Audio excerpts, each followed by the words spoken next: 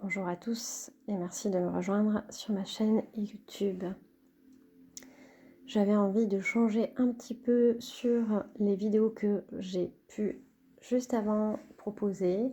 Ça fait un petit moment qu'on m'a pas retrouvé sur ma chaîne et j'avais dans l'idée de parler d'autres choses, des choses qu'on voit un petit peu partout sur les réseaux, des bouquins aussi également qui se vendent, tout ce qui va toucher un petit peu le développement personnel. Et en vérité, pour aller plus en profondeur, je parlerai plutôt de ce que l'on a pu traverser, ce qu'on a pu vivre et ce qu'on peut partager avec l'autre et en tous les cas être dans une communauté où l'on donne et où l'on reçoit.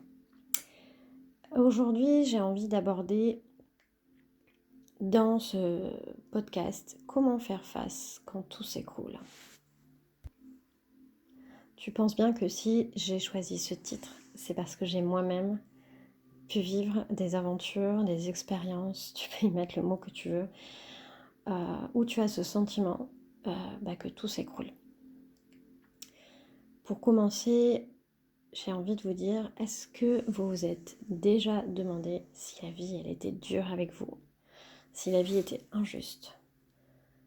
Je pense que on est souvent à utiliser un petit peu ces tournures de phrases et on a du mal à aussi se dire quand ça va pas.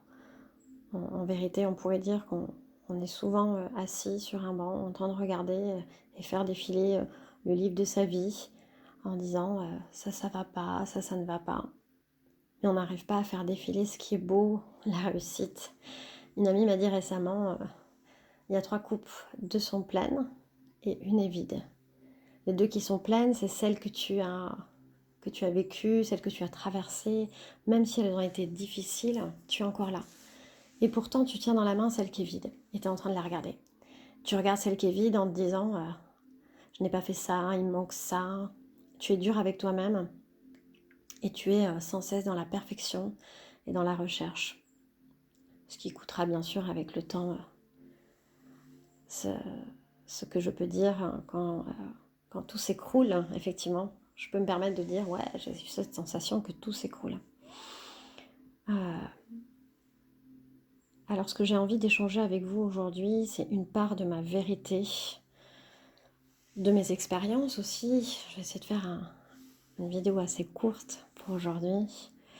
Et puis les outils aussi qu'on peut trouver et mettre en place. Parce qu'aujourd'hui, on a beaucoup de chance, la technologie avance. Alors elle a des bons côtés et elle a des moins bons côtés. En tous les cas, aujourd'hui, dans cette vidéo, je peux vous dire que on trouve beaucoup d'outils différents. Je peux en partager avec vous. Il faudra savoir que ce qui est juste pour moi, ce qui est bon et ce qui vibre avec moi ne va peut-être pas vibrer avec vous. Donc vous êtes libre d'essayer, d'échanger et de partager. Donc ici, voilà une part de ma vérité et de mes expériences. Mais j'ai envie de dire avant tout, avant de commencer, sache que la guérison, elle vient de toi avant tout. Ouais, ça j'ai appris avec le temps et l'expérience que la guérison, c'est toi. C'est toi, tu auras beau aller chercher partout, tu peux te servir des outils, et je dis tu peux te servir, il faut que tu images dans ta tête, en fait, c'est souvent l'image que moi je me donne. J'ai le pied cassé, évidemment, il faut que les premiers temps, je ne pose pas le pied par terre, il est plâtré, c'est bien, il est protégé, tout va très bien. La fracture, ça va se reconsolider, hein, mais il me faut quelque chose pour avancer et pour marcher. Eh bien, il me faut des béquilles. Donc, moi, je pense que tout ce qu'on va pouvoir trouver à l'extérieur, ça va être une béquille sur laquelle on va pouvoir s'appuyer, ou en tout cas, les béquilles sur lesquelles on va pouvoir s'appuyer et avancer. Car la guérison, elle viendra de toi, parce que je peux te donner des outils, je peux te donner ces petites béquilles dans les mains, mais si tu n'as pas envie de les prendre, si tu n'as pas envie d'avancer avec elles, tu n'avanceras pas. Et pour ça, ça demande un long travail, et parfois, ça peut être très long, avant de reconnaître parce qu'on reste des êtres humains avec toute notre fierté et l'éducation qu'on a pu recevoir aussi, avec nos codes, avec nos croyances et nos limites. Et de ce fait, on va avoir du mal par moment à se dire que la guérison, c'est en soi. Moi, j'appelle ça la clé. Aujourd'hui, je me suis donné cette petite image. La clé est en moi. Donc si comme moi, souvent, tu t'es posé la question, «C'est qui mon sauveur aujourd'hui, parce que je suis mal et que tout s'écroule?» Qui, je peux aller voir, qui je peux consulter ou comment faire, ou qu'est-ce que je peux utiliser? J'ai envie de te dire qu'il va être difficile, heu, de t'apporter la réponse aujourd'hui, mais je vais pouvoir échanger avec toi. Ce qui sera donné, c'est ma vérité et elle est juste pour moi. Donc il est important aussi pour toi de faire tes propres expériences, d'écouter avant tout ton corps. Et pour écouter ton corps, il va falloir plonger en conscience et surtout à l'intérieur. C'est comme, tu imagines, une grosse vague géante et t'as peur d'y aller, quoi. Parce que tu te dis, soit la vague, elle te prend, elle t'emmène et elle te tire vers les profondeurs, et tu reviens pas. Ou soit tu y vas et tu te laisses porter et elle va te ramener, quoi. Alors oui, ça va secouer, ça va déménager, tu auras du sable partout. Mais si tu lui fais confiance, c'est faire confiance en la vie, en soi, peut-être qu'elle va te ramener. Donc, va falloir plonger à l'intérieur en conscience. Et ça aussi, ça demande du travail. Ça demande de l'écoute. Donc aujourd'hui, je suis ravie de partager avec toi quelques petites informations. Avant tout, je voulais aussi me présenter, chose que je n'ai pas faite. Je suis Aurélie, j'ai 40 ans et comme chacun, je porte aussi un bagage. On pourrait penser dans l'image. C'est l'image que je me fais. Pour moi, je me compare un petit peu au petit poussé qui est en train de semer des petits cailloux. Et ces petits cailloux, dans ma vision, ça pourrait dire: «Aidez-moi, retrouvez-moi». Heu, Comme si, ces petits cailloux avaient un message important et que je n'étais pas du tout en sécurité et que j'ai besoin qu'on vienne me chercher. Donc ça, c'est l'image que je me fais un petit peu de moi. Bien évidemment, j'ai avancé, tu te doutes, si j'ai envie de partager avec toi, mais le chemin parfois peut être encore long. Donc la question du jour est: comment faire quand tout s'écroule? Et avant tout, nous sommes tous différents. Pour certains, au niveau de tout s'écroule, hein, j'ai envie de dire qu'on pourra parler de vie sentimentale, de vie personnelle, de vie professionnelle, tout simplement de notre santé. Notre corps ne suit plus, on est fatigué, on se sent désarmé. Mais vous allez voir ici aussi que la santé physique et mentale est toujours reliée à tout ce qui se passe autour. J'ai moi-même, au cours de ces 40 ans de vie, j'ai vécu des choses différentes, des belles choses. Et ce que j'ai dit tout à l'heure, c'est important aussi de se poser sur ce petit banc et de regarder les belles choses et de ne pas regarder cette coupe vide, mais aussi regarder celles qui sont pleines. Et je porte toujours ce sac, hein, je l'ai dit tout à l'heure, il est un peu moins rempli, mais cependant, il me reste encore des choses à vider. Et ces choses à vider, ça peut être des cailloux, vous y mettez l'image que vous voulez, ça peut être des cactus parce que ça pique et que ça fait mal et que c'est pas agréable. Voilà, ça peut être du ciment, des briques, vous y mettez vraiment l'image que vous avez envie. Je me souviens d'un truc très important, c'est que lorsque le monde s'écroule, souvent tu te dis que tu es seul face à toi-même. Et en vérité, c'est une réalité, car j'entends beaucoup de personnes dire que quand elles allaient bien, tout le monde était autour d'elles. Et lorsque leur vie a changé, elle s'est effondrée pour X raisons, hein. Changement, je vous disais tout à l'heure, ça peut être une séparation avec son conjoint, on a envie de changer de voie professionnelle, ou tout simplement, on fait un burn-out. Un burn-out, c'est vraiment un épuisement quand on veut toujours être dans ce contrôle des choses. Moi je dis quand tu te pètes la figure, franchement, il n'y a plus personne. Ou du moins, en fait, il reste très peu de personnes. Tu vas vite faire le point et tu vas te rendre compte que c'est très vide. Donc, en vérité, les personnes sur lesquelles tu comptais beaucoup, elles ne sont pas vraiment là. Et personne t'accompagne. Lorsque je suis tombée, il y a un peu plus de 5 ans, en vérité, c'est la date que je retiens, mais il y a plein de fois où je suis tombée, hein, vraiment énormément. Je pense qu'on est nombreux à être tombés plusieurs fois. Moi, il y a 5 ans, j'ai fait un gros burn-out et c'est comme si on avait appuyé sur un bouton reset et qu'il fallait que je remette toute ma vie sur un compteur. C'est-à-dire, j'avais le sentiment de repartir de zéro. C'est comme si tu es ce nouveau-né et qu'il faut apprendre à grandir, à faire ses premiers mots, ses premiers pas, sortir sa première dent. Tu as le sentiment qu'il faut tout réapprendre. C'est aussi le moment où tout ce que tu as caché de côté, tout ce que tu as rangé dans les tiroirs de l'armoire, sous le placard, sous le lit, tout revient et ça fait mal. et ça fait mal. C'est en gros tout ce que tu n'as pas voulu régler qui va revenir à la surface et qu'il va falloir aussi t'en occuper. Parce qu'évidemment, tu te doutes bien que quand tout s'écroule, c'est qu'il y a des choses que tu as mis de côté, que tu t'es dites qu'elles n'auraient pas d'impact, et pourtant, elles vont créer des petits nœuds, des blocages, des points noirs dans tout ton corps. C'est pour ça que je disais tout à l'heure que le corps physique a réellement une importance, parce que même si tu penses contrôler toujours les choses, être dans ce mental magnifique là, à un moment donné, le mental n'est plus ton pilote, c'est ton corps qui prend la forme de pilote et qui dit attention, il y a le feu. Et on arrête, parce que le burn-out, hein, c'est vraiment un épuisement, c'est le feu dans tout le corps. C'est allô les pompiers, hein, il va falloir éteindre. Voilà, je suis épuisée et plus rien ne fonctionne correctement. C'est une inflammation qui est envoyée dans tout le corps et on n'avance plus, hein, on fait du surplace. D'ailleurs, on va donner souvent je suis clouée au lit, je ne peux plus bouger, je n'arrive pas à avancer. C'est vraiment des termes qu'on va utiliser, hein.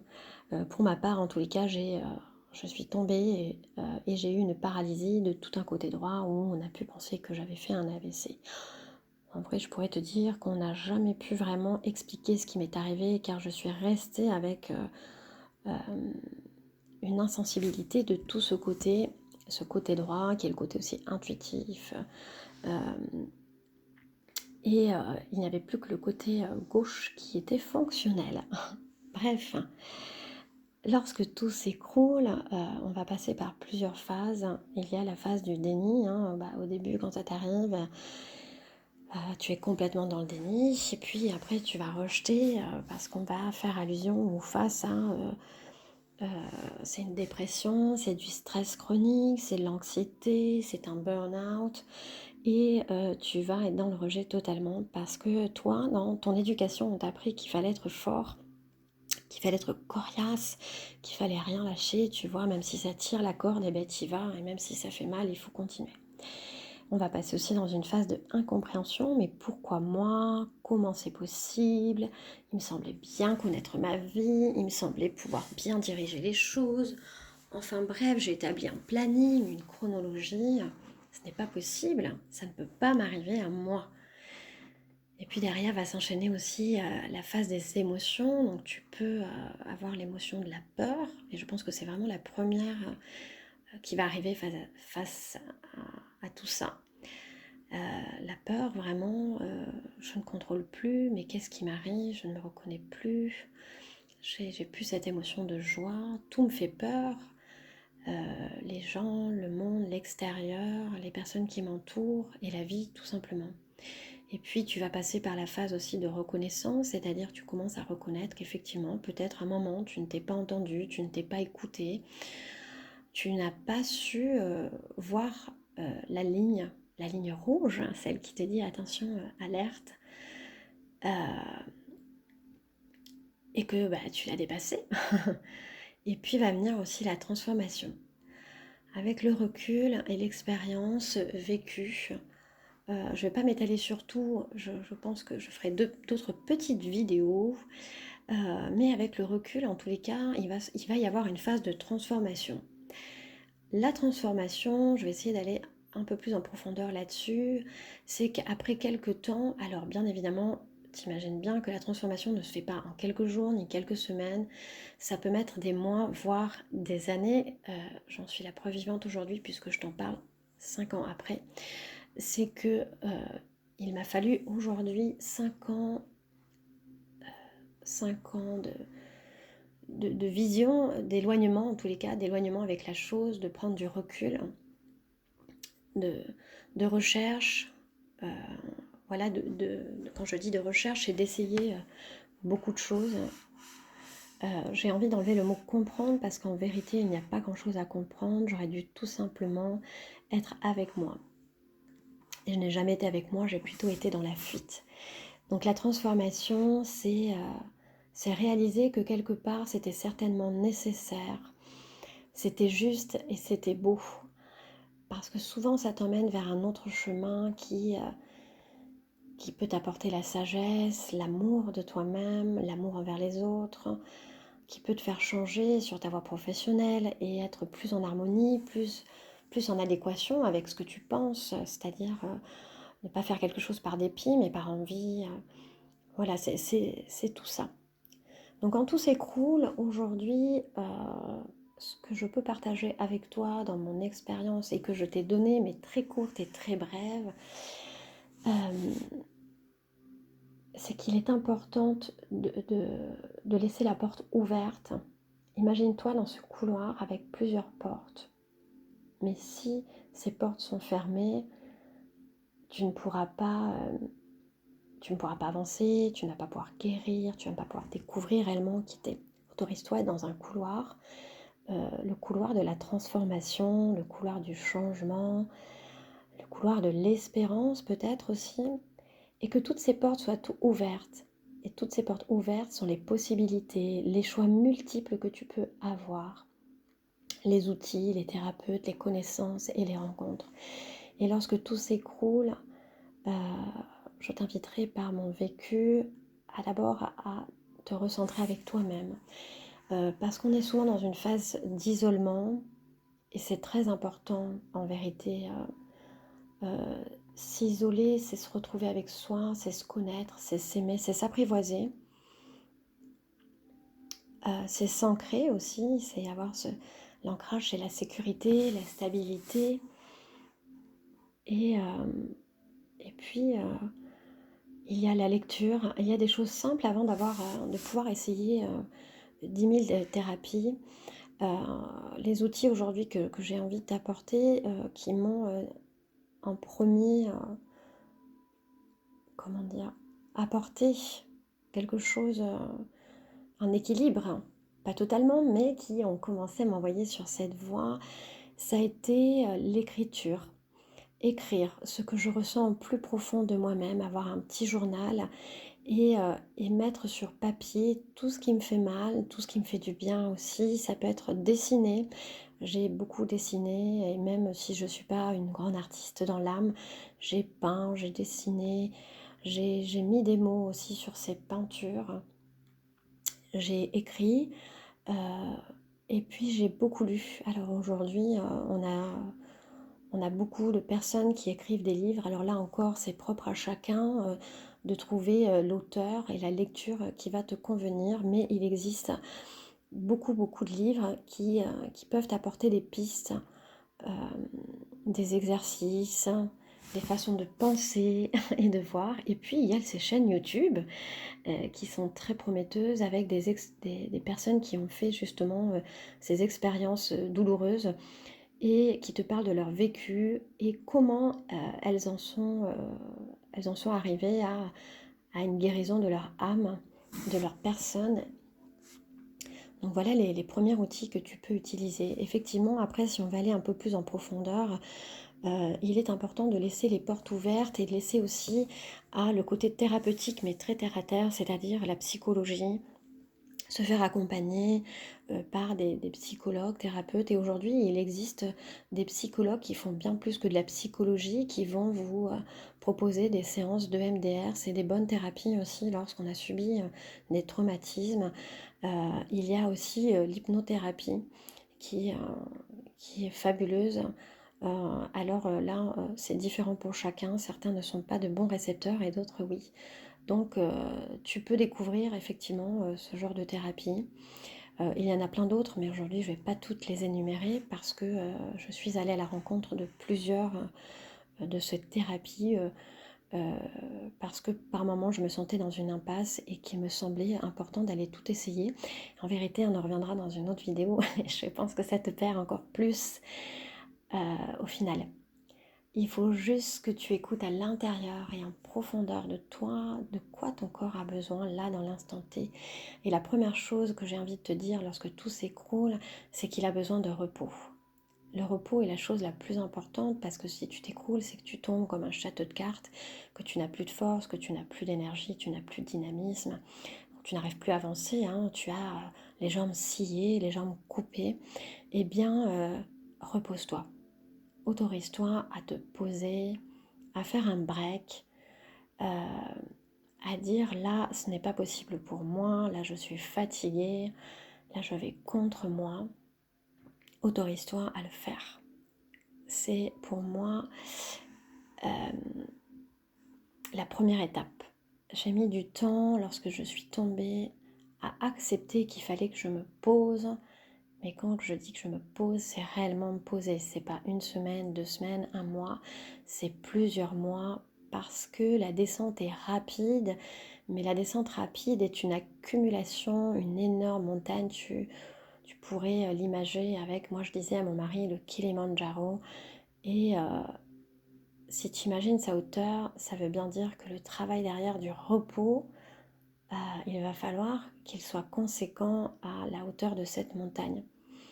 Donc, très important, cette première phase, c'est celle du repos, et c'est pas en prenant 1 ou 2 jours que tu vas pouvoir commencer à y voir un peu plus clair. Donc le repos, pour moi, est la phase la plus importante et la plus nécessaire. Le repos, la méditation, la connexion à soi. Et tu verras que à ce moment-là, lorsque tu vas t'autoriser à te reposer, tu vas pouvoir ressentir, imager. C'est comme une petite voix intérieure qui est là et qui te rejoint et qui va commencer à t'apporter des clés de ces portes qui sont devant toi, qui étaient certainement fermées avant, et tu vas pouvoir les ouvrir une à une. Voilà la première, les premiers outils que j'avais envie de partager avec toi.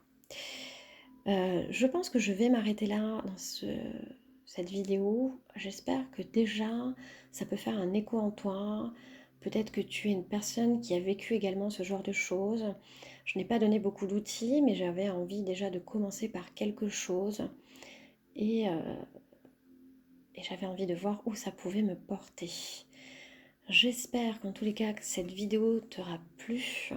Surtout, n'hésite pas à t'abonner à ma page. Tu peux mettre un commentaire, cliquer sur j'aime, et puis tu peux partager aussi également. Et si ça match pour moi, eh bien j'espère vous partager d'autres vidéos dans ce sens. Merci à vous et je vous dis à très bientôt.